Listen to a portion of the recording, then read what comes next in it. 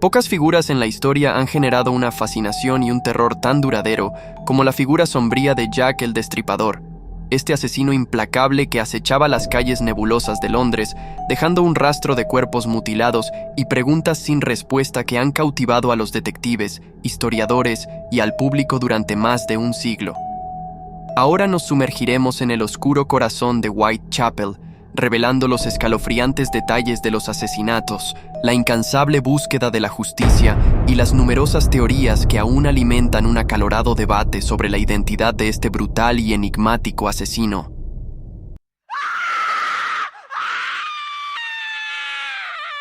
Todo empezó en el distrito de Whitechapel, en Londres a finales del siglo XIX, que sirvió como telón de fondo perfecto para una escalofriante historia de asesinato y misterio. La zona, un caldero hirviente de pobreza, vicios, desesperación, delincuencia desenfrenada y condiciones de vida miserables, contribuyó a que en medio de este caos urbano, la prostitución prosperara, proporcionando a Jack un grupo vulnerable de víctimas potenciales, listas para la explotación por un depredador astuto y despiadado. Entre agosto y noviembre de 1888, un reinado de terror descendió sobre Whitechapel cuando 5 mujeres cayeron presa de un asesino sin rostro, más tarde apodado Jack el Destripador. Estas fueron conocidas como las 5 canónicas. Las víctimas, Mary Ann Nichols, Annie Chapman, Elizabeth Stride, Catherine Eddowes y Mary Jane Kelly, sufrieron destinos horribles a manos de un carnicero despiadado. La naturaleza espantosa de los asesinatos, marcada por degollamientos, abdómenes mutilados y en algunos casos, la extracción de órganos, alimentó la especulación de que el asesino poseía conocimientos de anatomía, lo que apuntaba a un potencial médico o un carnicero acechando en las sombras.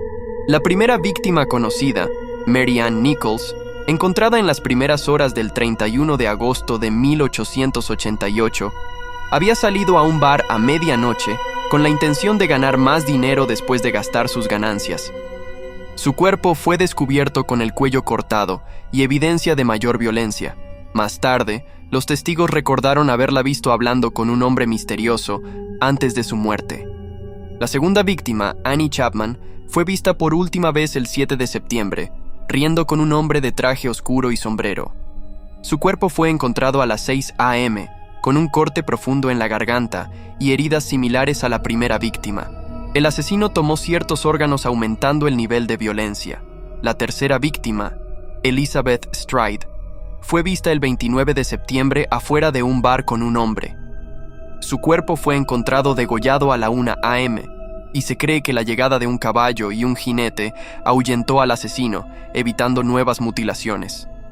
Sin embargo, menos de una hora después se produjo otro asesinato. La cuarta víctima, Catherine Eddowes, fue vista poco después de ser liberada de la cárcel por comportamiento de ebriedad, hablando con un hombre que encajaba con la descripción del asesino. La misma noche del asesinato de Elizabeth Stride, el cuerpo de Catherine fue encontrado a la 1:45 a.m., mostrando niveles crecientes de brutalidad. Además de las heridas vistas en víctimas anteriores, su rostro había sido mutilado. La policía descubrió pistas cerca de la escena del crimen, incluida una pared manchada de sangre con un mensaje críptico y un trozo de ropa de la víctima. Mary Jane Kelly, la última víctima conocida, era significativamente más joven que las otras víctimas, teniendo 25 años. Ella se mudó a Londres por trabajo, pero finalmente terminó dedicándose a la prostitución, y el 9 de noviembre fue vista con un hombre que se parecía a la descripción del asesino en un bar local. A la mañana siguiente, sus restos fueron descubiertos en su casa, y la brutalidad de este asesinato superó todos los casos anteriores, con graves mutilaciones y extirpaciones de órganos. La Policía Metropolitana y la Policía de Londres unieron fuerzas en un intento desesperado por detener al escurridizo asesino y, obstaculizados por la falta de tecnología forense y un número asombroso de sospechosos potenciales, los detectives se embarcaron en un minucioso proceso de entrevistar a los testigos, siguiendo pistas y examinando un torrente de confesiones falsas. La forma en que se produjeron las mutilaciones llevó a los investigadores a considerar como posibles sospechosos a los carniceros, mataderos, cirujanos y médicos. Sin embargo, Una nota del mayor, Henry Smith, comisionado interino de la policía de la ciudad, revela que se verificaron las coartadas de los carniceros y mataderos locales y se les absolvió de cualquier implicación. Según el informe del inspector Swanson al Ministerio del Interior, 76 carniceros y mataderos fueron investigados, junto con todos sus empleados durante los últimos 6 meses. La reina Victoria y otros en ese momento creían que el asesino probablemente era un carnicero o un pastor de ganado en uno de los barcos ganaderos que viajaban regularmente entre Londres y Europa continental, dado el patrón de los asesinatos. Sin embargo, el examen de los barcos reveló que las fechas de los asesinatos no coincidían con ninguno de sus movimientos, y también se descartaron traslados de tripulantes entre barcos. El escalofriante apodo de Jack el Destripador surgió de las turbias profundidades de una carta enviada a una agencia de noticias de Londres que pretendían ser del propio asesino. La autenticidad de esta carta, junto con varias otras comunicaciones supuestamente escritas por el mismo asesino, ha sido objeto de mucho debate. No obstante, el nombre captó la imaginación del público, consolidando un lugar al asesino en los canales de la historia criminal. A falta de una respuesta definitiva sobre la identidad del destripador, ha surgido una vertiginosa variedad de teorías y sospechosos, cada uno más convincente que el anterior. Algunos de los sospechosos más intrigantes incluyeron a Montagu John Druitt, un abogado y maestro de escuela cuyo prematuro suicidio poco después del asesinato final llamó la atención. Su propia familia albergaba sospechas y su nombre apareció en un memorando policial. Francis Tumblety, un curandero estadounidense con un pasado accidentado, conocido por su odio hacia las mujeres, estaba en Londres durante los asesinatos, lo que llevó a algunos a especular que él era Jack el Destripador. Thomas Cutbush, un individuo mentalmente inestable que fue internado en un manicomio después de atacar a 2 mujeres. Una investigación periodística afirmó que era Jack el Destripador, pero la policía desestimó las acusaciones. Walter Sickert, un conocido pintor que vivió en Londres durante la época de los asesinatos, siendo la novelista policíaca Patricia Cornwell quien acusó a Sickert de ser el destripador, basándose en su análisis de sus pinturas y presuntos vínculos con el caso. Sin embargo, muchos expertos han descartado esta teoría como una posible especulación. James Maybrick, un comerciante de algodón que supuestamente fue envenenado por su esposa, y en la década de 1990, apareció un controvertido diario que pretendía ser la confesión de Maybrick sobre los asesinatos del destripador.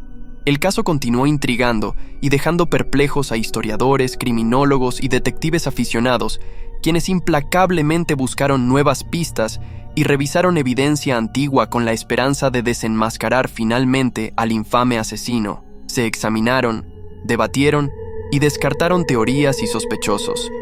Pero la respuesta definitiva a la identidad del destripador estaba fuera del alcance de todos.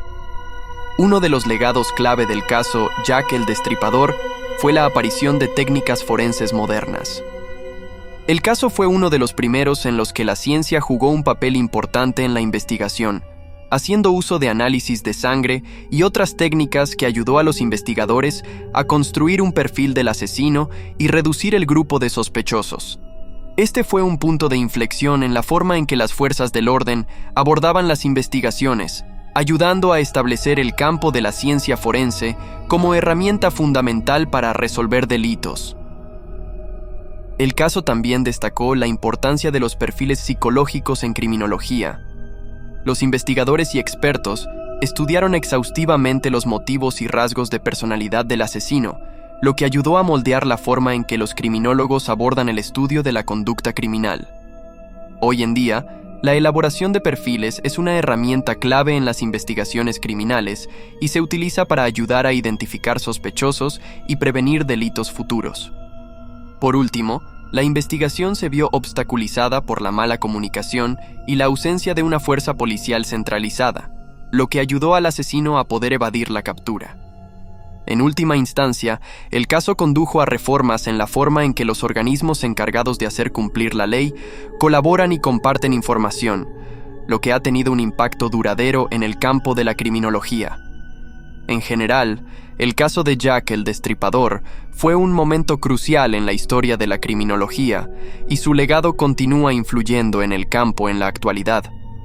La escalofriante historia de Jack el Destripador siguió cautivando al público de todo el mundo, y la siniestra figura que una vez acechaba las calles nublosas e iluminadas del Londres victoriano siguió siendo un potente símbolo del mal y un recordatorio de la oscuridad que acechaba en los corazones de los hombres. El misterio sin resolver de la identidad del Destripador y la naturaleza espantosa de sus crímenes tocaron una fibra sensible de la imaginación colectiva, asegurando que la leyenda de Jack el Destripador perduraría durante generaciones.